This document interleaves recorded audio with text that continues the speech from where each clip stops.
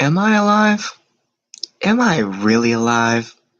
These are the harder questions in life for us to ask.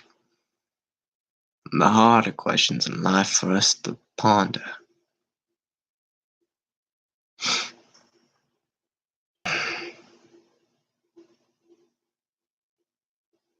Wait, what?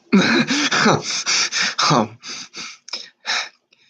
Good morning, evening, night, people.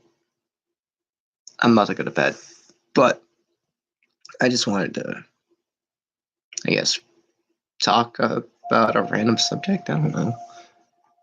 Oh my gosh, YouTube and your commercials. Through the ages, mankind has suffered at their hands. Take the small check, or get nothing. Until a hero emerged.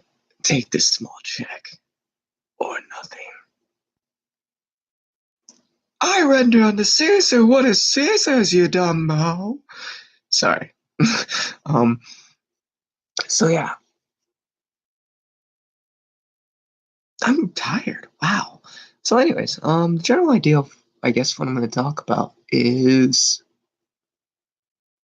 just some observations on things I've learned over the weekend. And it's just that letting go and allowing yourself to hear and see what the Holy Spirit and what the Lord is trying to do in your life is hard. And it requires a lot of faith, a lot of patience, a lot of perseverance and tolerance that I ain't got. But in a lot of ways, it's something that you work on and you grow with. And I'm definitely maturing in that regard, I think, and I hope. I think it's been hard for me to trust God, especially in these last 2 years, because I feel like there's just been so much that I'm lost faith in that I used to desire to have in my life and want for myself, and not seeing any way of being able to even perceive how to reapproach that again. It's like, why even think that it's something that I'd ever have, you know? That kind of things that used to make me happy before I went onto this path in my life, you know?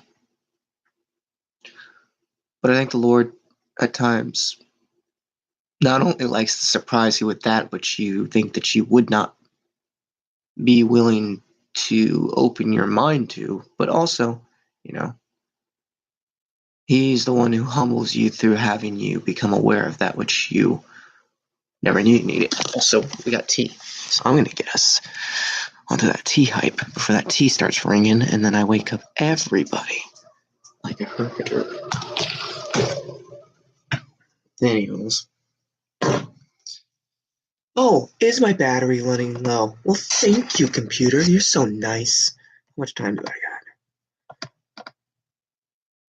I got plenty.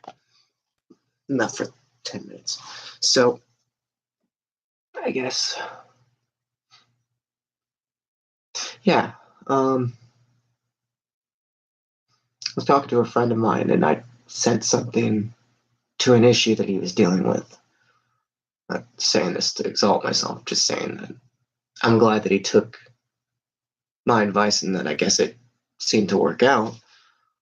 Thank the Lord for that. Because, you know, I think a large part of why I said what I said was because I felt like when we try to seize control or try to win our way forward when it comes to the relationships that we have, it's like sailing a ship. You can set up your sail, you can check everything that you have on your ship, and you have to, because if your ship sets sail and nothing's right, you're screwed when a storm comes. But when that ship is setting itself to sail, it is mostly operating off the winds that hit it. It's operating off the waves underneath it. And likewise, that is how our relationships work. It's two objects interacting and working with and against each other. And I think that's interesting in a lot of ways.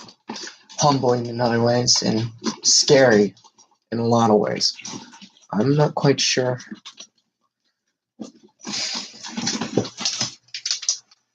I definitely know I'm not ready for a relationship.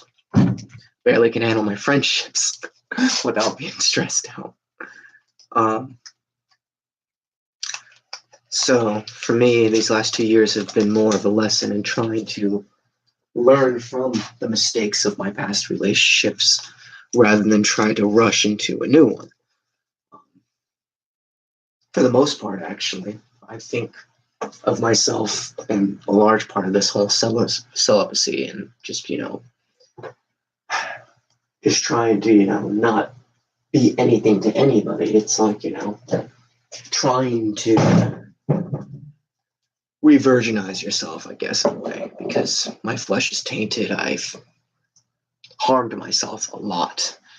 And that stuff doesn't go away easily. I think that's something that a lot of men that I talk to who are trying to walk with Christ more now, and not even more now, but even just start walking with Christ at all, it's like that's something that they struggle with, is what they used to do still affecting them because of the spiritual effect of it. And being freed of that, something that I'm personally trying to figure out a way through so that I can hopefully help my own loved ones get through that kind of issue, because I'm struggling with it.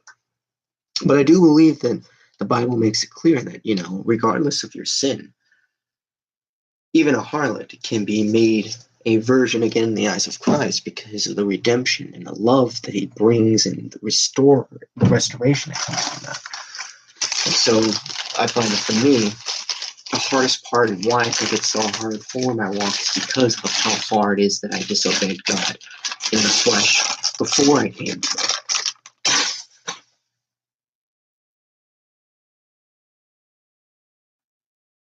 All week, if I have something I just want to do simple, it's like, no, you can't just open a bag. The bag's got to explode. It seems to be one of those kind of weeks where every little thing's just got to almost dig into you and make you want to, rip apart a whole house. I just flung the last of my sugar onto the dirtiest of kitchen floors.